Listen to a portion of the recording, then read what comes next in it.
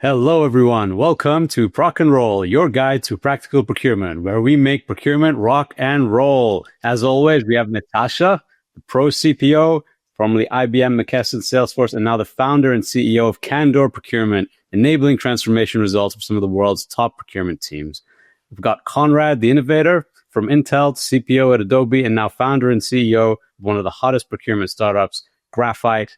And you've got myself, Zach, your procurement expert from London. Great to see you both. It's been a while since we all got together. Way too long. Great to see you. So today we're diving into ESG. I think it's taken us a long time to get to this point, given that ESG is always on the radar. But we're going to dive into ESG and procurement, not the theory, but the practical side. And so we want to go into what are the real challenges that procurement teams face when they're trying to be more ethical and sustainable. What works, what doesn't work, where do you start?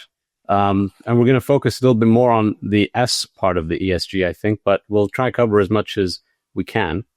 So let me kick it off. I guess, Natasha, maybe for you, what does ESG actually mean in practice? You know, having been a CPO, dealing with ESG, an ESG agenda, what did that look like for you?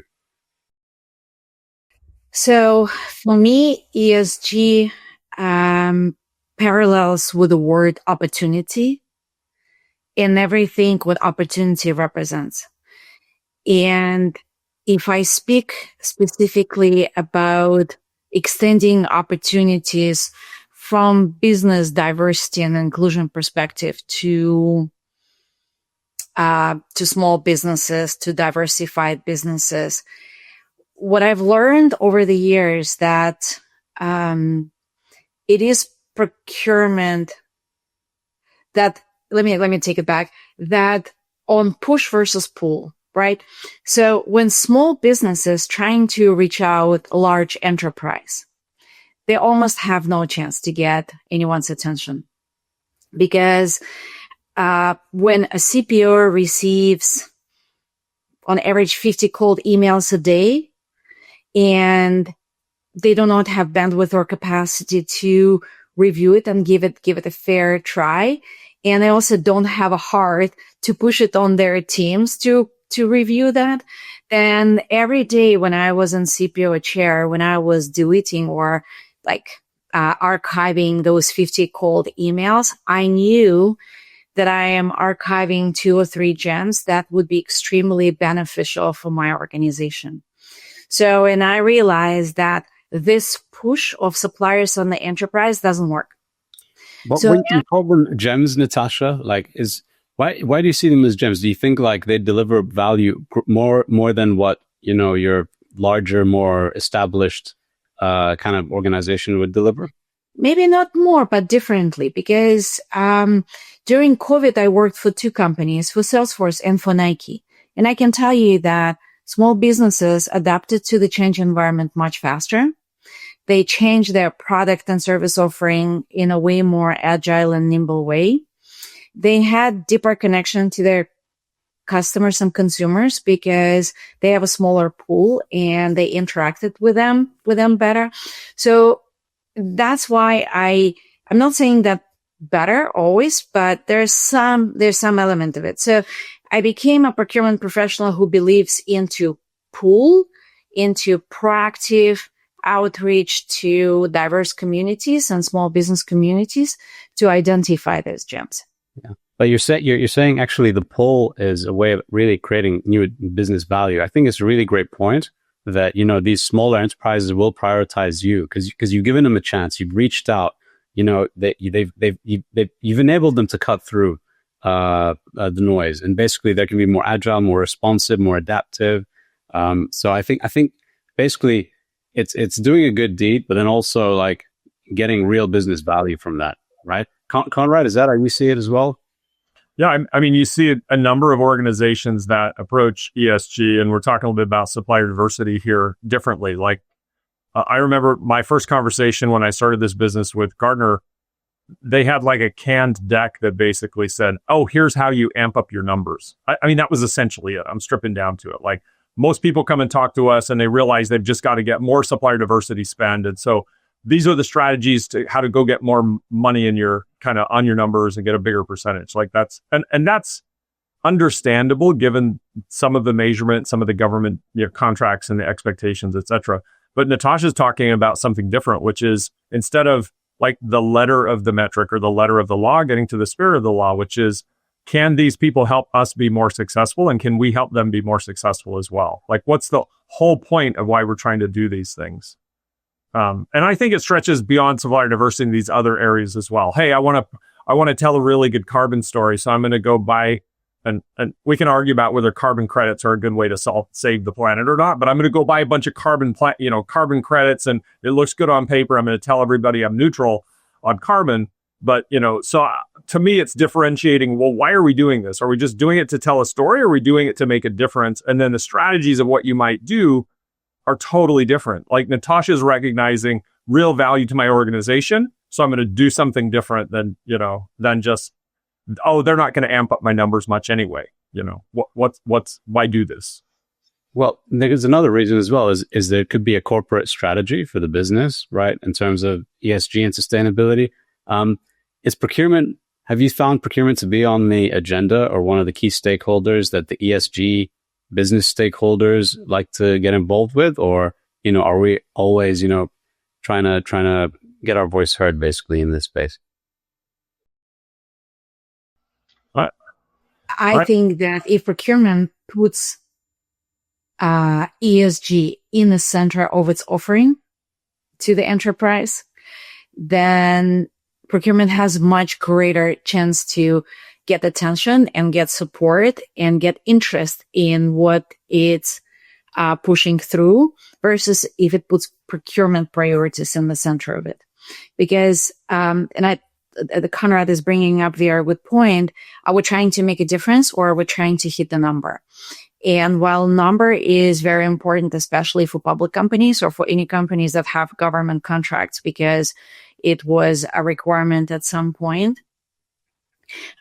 Me being a procurement rebel, I always ask my team, do not pay attention to the number. Like, ignore the number fully, do the right thing for the company, and number will come. Because there are many different numbers that you can play with. If we talk about diversity, it's how much spend you generate with diverse community. It also a number of how much value can you get from $1 when it exchange hands?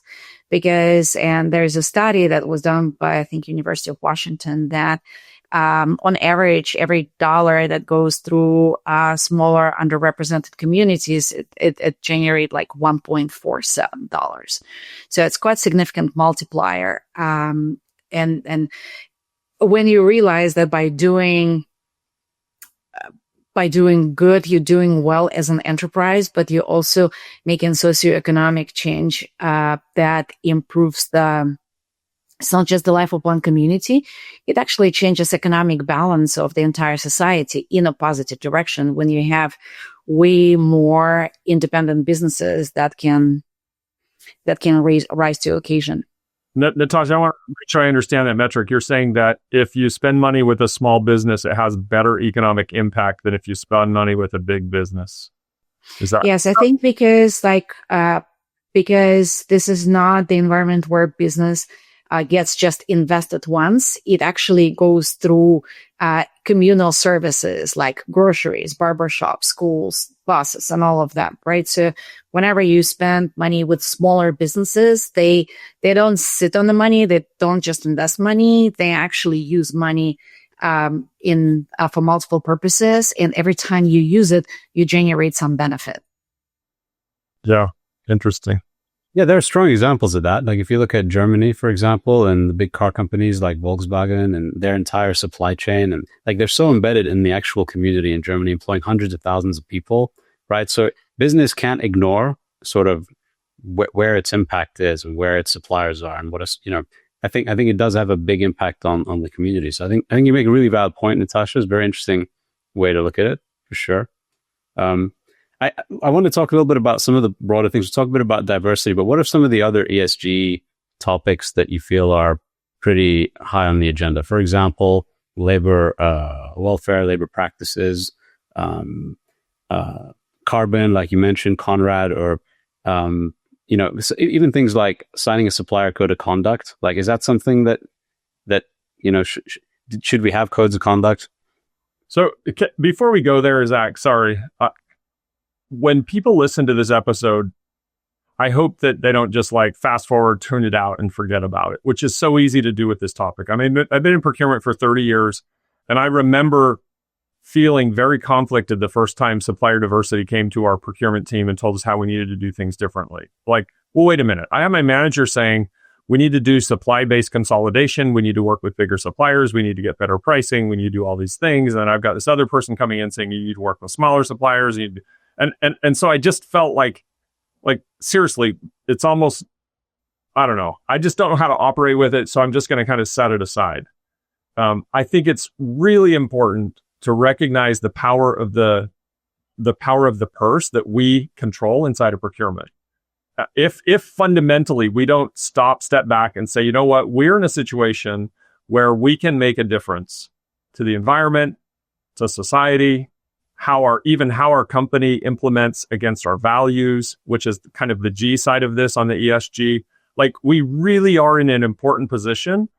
And I don't want to say power because I'm not like a big power guy, but it's like we can make a difference, and every one of those dollars can make a difference. And if you're listening to this and you're like, pish posh, who cares? Like, maybe this isn't the episode for you. I don't know. But I hope you can just kind of step back and say, if your organization or yourself, kind of like Natasha said, throw out the number, throw out the letter of the law, throw out that other stuff, and just step back and say, I want to be the kind of person that makes a difference to the environment, to society, and to the implementation of our company's values. If that's the case, then that really changes how you look at ESG instead of just like another deliverable. And I think we may implement things in a way that don't optimize the number as you would if you just chase the number. But I do think if you embrace that idea, then you start looking at these priorities and these principles in a way that can bring about positive change. If you, like, just this year, if one small business that can help your company, I'm not talking charity, I'm talking like real value, innovation, everything for the company like Natasha's talking about. If that one small business can get a foot up, an opportunity, and lift themselves to a place where they have like an ongoing successful business venture, like, that's freaking cool. And it's going to require a little bit of extra work and a different mindset, because you could also take your energy and say, oh, I'm just going to buy all of my Microsoft contracts through this business that's pegged as a woman-owned business and amp up my numbers. Like, it didn't really help anybody. And it just added a middleman between you and your Microsoft license, which we can argue the values of that and whether maybe that business used to be a small business without opportunities. But I hope that through this conversation, we can focus on those kind of things and people can be motivated and say, I want to make a difference. I want to put my arms around these things. And sometimes it's a personal passion. A lot of times it's a corporate like value, passion, and priority. But we really are in the position to make a big difference here. Just so I understand a little bit. All right. So are we saying ESG shouldn't be just another thing that you need, another box that you need to tick, or another thing that you need to do? Because I'm conscious of, CPOs and procurement professionals everywhere who have giant to-do lists, that do talk about sourcing and cost reduction and, delivering tech transformation. And now we're saying, oh, you also got to do ESG. But I think what you're saying is just embed ESG in all of that day-to-day stuff. Don't try and treat it as another box ticking. I mean, Natasha, would you agree with that as well? Yeah, absolutely. Absolutely. I think that it opens a door so widely for creativity. I remember when my first job at the Gap, and while I was working there, Gap built a building. It was the first building that I ever saw with the grass on the roof. And I'm like, why there's a grass on the roof? And they're like, well, it's a cooling system. So guess what? When we were building Salesforce Tower, my team actually was working with a lot of engineers that helped come up with a design and like greenery solution of how to cool Salesforce Tower, 62 floors, the tallest building west of Chicago, right? How to cool that building without utilizing a lot of energy, right? This is very creative. When I was at eBay, we were looking for where to build data center. And the most favorite tax bracket was actually in Arizona, but Arizona, like half of the year, has temperature above 100 degrees. So not the best necessarily, not the most intuitive place to build a data center where you use a lot of energy. But we had to figure out how to again, grass on the roof and what to put at the bottom to make sure that you have the gap at the bottom, that the basement is cooled from the ground and the top is cooled from the grass. And we lowered the temperature and energy consumption was significantly lower than if we would go to, I don't know, North Dakota. So I'm just giving these examples to demonstrate that if CPOs and heads of procurement or any managers would just embed ESG in their value proposition, just as I said earlier, don't put procurement value proposition in center of procurement, put ESG or like embed it in, like mix it well, then I think it creates a lot of opportunities for junior resources or for any resources to come up with unorthodox, new creative solutions. Okay, practically speaking, how do we actually embed it? You know, is it a review of your policies? Do you need to train your team? Do you need to communicate to your team the message over and over that, you know, we have certain missions here, certain responsibilities to our communities, etc.? Like, what practically, how do we get ESG embedded sort of across the whole function rather than, you know, like we said, some kind of to-do list? I'll give one suggestion now. I'm very interested to see what Conrad, what examples he may have. But I would say, as procurement professionals build a pipeline of sourcing projects that they're going to complete in the next 12 months, then I think it's an organic discussion with a manager to say, it's like, if you're planning to do this 20 things, which supplier pool you're thinking about? Or what's your vision? What's your plan? And just have people come up with different ideas of which suppliers they're going to engage. Are they planning to reach out to maybe some less known firms?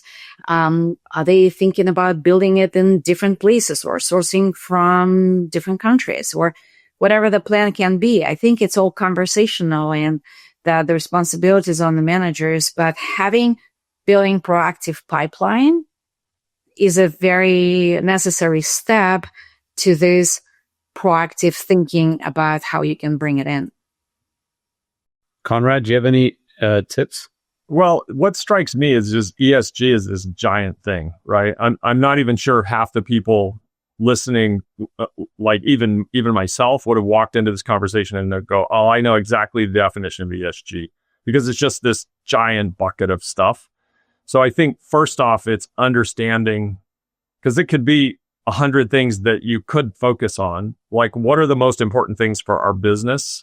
And Natasha said it up front. I think it's really important. What we do here should strengthen our business. Like, we need to believe that. If we don't believe that and we just think we're putting lipstick on something, like, I don't know. I don't enjoy stuff like that. So we need to step back and say, what really matters most to our business? It's an alignment with the values. Like almost every company has a value around community and some of these other things. So, I did a quick search and I was shocked. I think virtually all of the Fortune, 90% of large U.S. companies have a net zero goal by 2050. Like, that's the fact that, you know, there are big things that commitments have been made. And so understanding those commitments, understanding those priorities, and then building them into this plan. So you're not trying to, you don't have like this peanut butter of your resource engineer team across 100 things. You say, like, these are the 2 or 3 or 4. I don't think you can go more than, I don't know, I'd probably hold it at 3, but maybe 5 is the upper limit of what you want to say. We're going to focus on these things. And then, you need to say, how would we implement those things into our supplier management? Like, do we manage our suppliers to make progress on these things we care about? How do we manage these things into our supplier selection process? Are they part of our RFP process? Like, so it's, I think, first off, understanding the vision and the goal and what we're trying to accomplish. And then second, I think it is just getting very practical about embedding those things into our procurement processes. And what about some of the challenges that you might run into trying to do that, Conrad? So, for example, what tools basically do you need? What, frameworks, scorecards, etc., to actually make this happen? Have you used those in the past, or any tools, or maybe even potentially platforms and systems? Because I know there are a lot of procurement organizations that invest in those platforms, and some of them may have a great value from them. Others might struggle to have a strategy of how to really use the data that those systems provide. I mean, what's your views on tooling? Data and tools are very helpful, but I know I sound like a broken record. All the stuff I just said before, like understanding the vision, figuring out how to put it into these other processes, like that's like you don't have to go get budget and technology to do the stuff that gets you 80% of the way there. So don't go, oh, we can't take another project because we don't have technology. Like it's the hardest part is really understanding the goal, the priority, and then getting alignment from your team. There's going to be people that are like, again, pish posh, this is dumb. I don't, maybe they're denying that the climate's changing, or that diverse, suppliers can bring diversity, innovation, and other things. Like we need alignment so that when things are getting implemented, it's there. But, we're all managing suppliers every day. And frankly, the things that matter most with, on the carbon side, they talk about scope 3, but scope 3 is such a big deal because most organizations have their biggest carbon footprint sitting with their suppliers. And I would say that's true of most of the rest of ESG, because suppliers are such a big lever for the organization. So when you go into a quarterly business review, and it's usually just a PowerPoint, but are you calling out those things that matter that we just talked about, that you said were important? And are you doing some evaluation of their performance to those things? But that doesn't require technology. Now, knowing who the diverse suppliers are, and, there's a whole bunch of other things that can help and assist that process. But I would say get started and start showing progress, and don't swing into, like we all do, a big technology investment here. No, totally agree with that message. I think 80%, like you said, is free. You don't need to invest money to get going. I mean, Natasha, how mature did you see the procurement organizations that you were? Were any of them particularly mature in terms of the ESG agenda and using tools and using data, etc.? Or, is it, again, you just got to sort of do what you can and there are some companies that are really committed to it, but there are many companies for which it's a flavor of the month. And we see that when the power in the U.S. changed and we got new president who slashed that portion of the agenda, then a lot of companies very quickly walked away from their wholehearted commitment and that they passionately were talking about 5 years ago, right? And so I respect the companies for which it's not the flavor of the month, but ongoing commitment. Maybe not with like extreme passion on one side, but then complete cold feet on another at another moment. So those organizations that committed to it, if you take Johnson & Johnson, they've been committed to everything related to diversity, sustainability, equity, inclusion. And it's not just in hiring minorities, right? It's a holistic approach.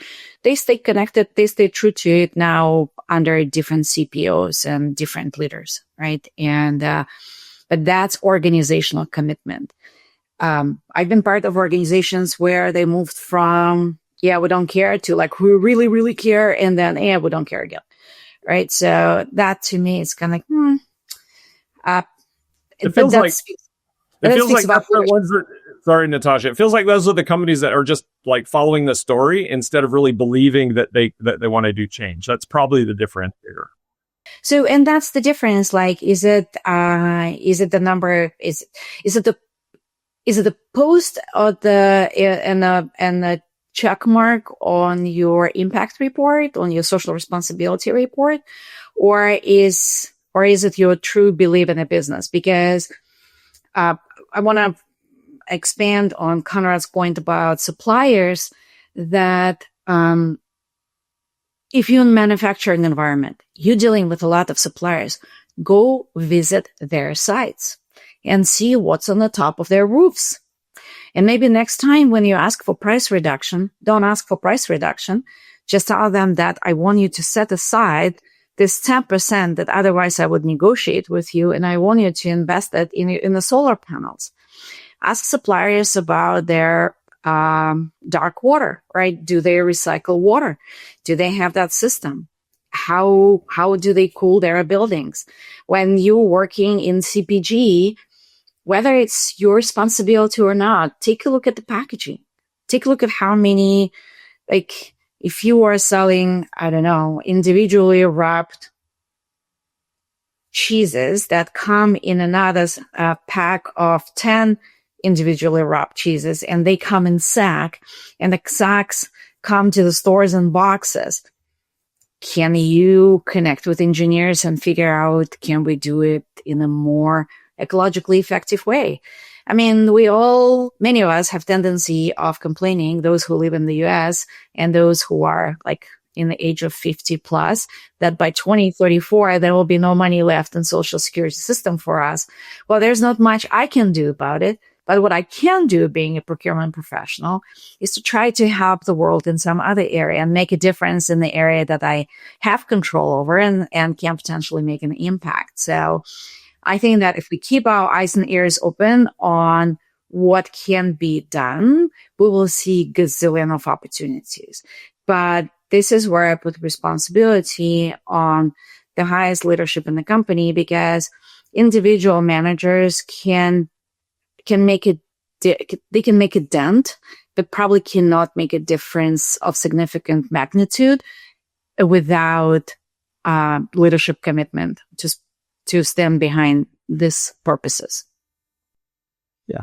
Although, Natasha, I think what you said is extremely practical and powerful in the sense that use it as a negotiating strategy, right? Like you're right. Instead of asking, if you want 10% off, like you know, use that to negotiate something a supplier can do to improve themselves in a way to ESG that can in return, you know, help the supply chain, also bring your own costs down next year, right? Like if their energy costs are lower, then, you know, they can reflect that in their pricing and such. So I think that's an extremely powerful approach. I also think, though, even if everyone is doing these smaller initiatives, if it's consistent, I think over time the value is going to compound, right? And it will just leadership is really, really important, I think, to drive the message. But actually, if all procurement teams, if your entire procurement team is doing little bits here and there, you know, and give it 3 to 5 years, it's going to be a massive impact, I think, on your supply chain and then your suppliers, etc.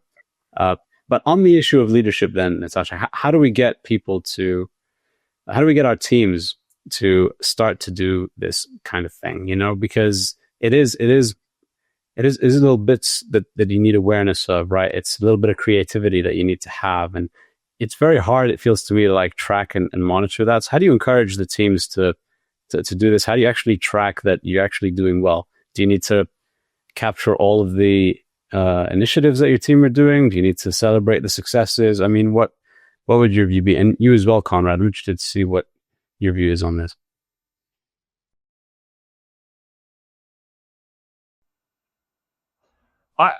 I'm struck by, if you go into a supplier business review with an agenda, and I know we all kind of do. We have a presentation, we go in there. But if you go in with an agenda and scorecards and you say, these are the things we care about as a business, you know, we care that you are supporting the community. We care that you are supporting the environment, whatever those things are. You know, we expect you to have a carbon neutral goal.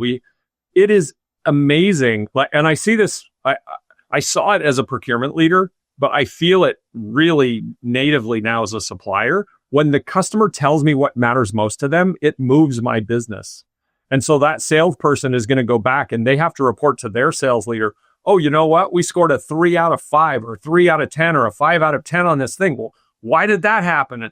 Are we at risk at losing this business? And it's like, they care about these things and we're not doing anything on these things. And those messages, if there's enough of those messages rolling through the process, they drive meaningful change. I mean, you simply have to measure it. I love Natasha's idea to include it in the negotiation, but I think for all of your existing suppliers that you're sitting down and doing a supplier business review, have a scorecard, report it out, and ask them from a quarter to quarter basis, we expect you to make meaningful change and improvement here. And it will make a difference. And maybe they're lipsticking a few things along the way, right? But think about how many hundreds of millions of dollars your organization spends. That leverage, as you're saying, Zach, can change the world if it's done in an organized way. So I'm going to try to combine maybe non-combinable things, but I'm just thinking on the spot. So tell me if I'm going cuckoo. But do you remember like when we had Mark Ruffin and he said that he's doing the AI challenge of how to get rejections. So every day for 30 days, AI gives him like 10 suggestions or 5 suggestions how to get rejected, so he can build resilience to being rejected. So I was presenting at the conference after that, and it gave me an idea that we as procurement leaders, we can actually create a friendly competition within our teams and saying like, hey, let's compare our 30-day challenges.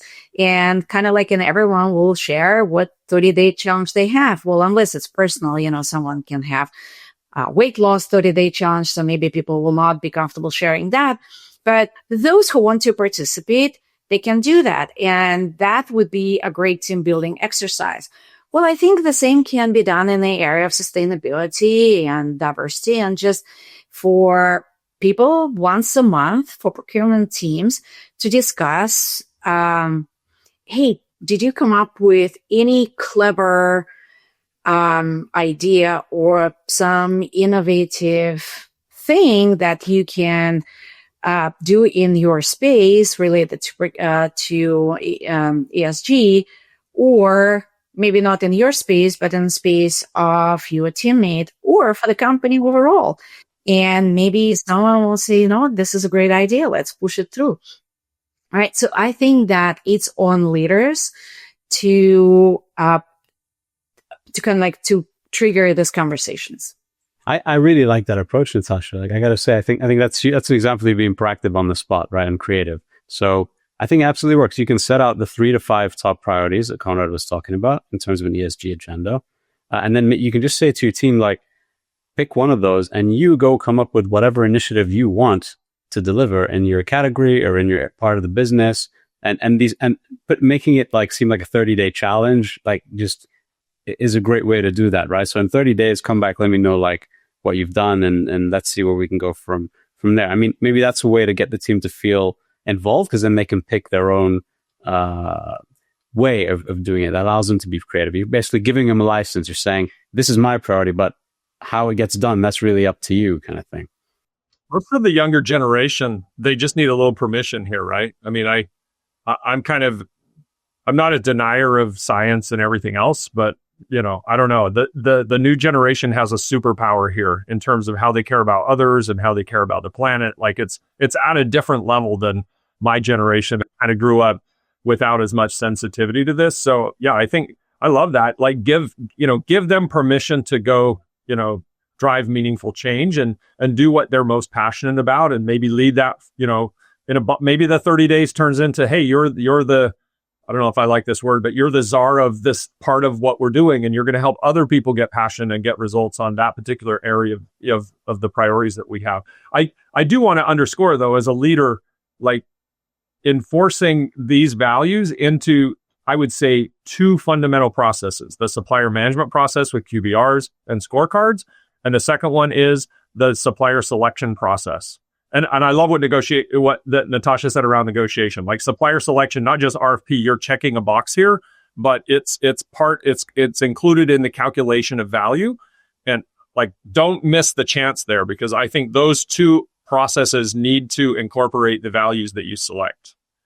It could be a little too loosey-goosey if people are just running. If you start it with those 2 and give people the ability to get passionate and drive these things, I think it'll be amazing what can be done. And that's easy enough to do as well. Like if you focus it on just those 2 things, plus, some crowdsourced, if you like, a ESG approaches and initiatives. And I think that you'll be well on your way, I think, to transforming the procurement function to be more ESG. I have one more question for both of you, a little bit different side of the coin here. Let's say you are delivering great value in ESG as a CPO. How do you get the recognition for that, in the business? And I know it really depends on the leadership and how big ESG is as an agenda point, but take your average business, right? That, yeah, they got an ESG agenda. They're not trying to be Unilever, but how do you actually make that work to reflect positively back on procurement? Natasha, you first. I want to say it doesn't matter, but I'll tell you why. Because when I joined Nike, and I'm sharing public information, right? It's in Nike's impact report. The first year I joined Nike, the business diversity and inclusion spend was 137 million. The year I left, we were at 1.4 billion, and I've been there for 3 years. So in 3 years, we delivered massive results, and everyone knew that procurement team owns it. And there was, of course, it was done in partnership with the entire company because, frankly, some of it was just recording a good job that had already been done by a lot of teams in the company. So procurement was just orchestrating it. And procurement received quite significant recognition for that because it's an impact report, it's a public company. So of course we reported all the numbers. They will validate that, they will audit it. So the numbers were clean and clear. But I would probably trade that recognition for continuity of the importance. So, but to answer your question specifically about recognition, that if you track it, you present it, if you make it part of your goals, if you make it part of your value proposition, if you put it in the center of your service offering, then it will be visible. I think if you're working on the things the company cares about, Zach, if you're presenting a question like, how do you get recognition for doing something that the company doesn't care about? Like, go find another company. If that's, I just think you're going to be banging your head against the wall. And frankly, you'll probably lose credibility and influence a whole bunch of other stuff because it'll feel misaligned.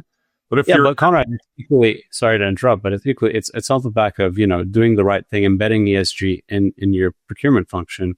But those things might be thankless in your business, right? Like I'm trying to, show that there's upside to actually doing this, like actually making ESG a core part, put it right at the heart of your procurement strategy.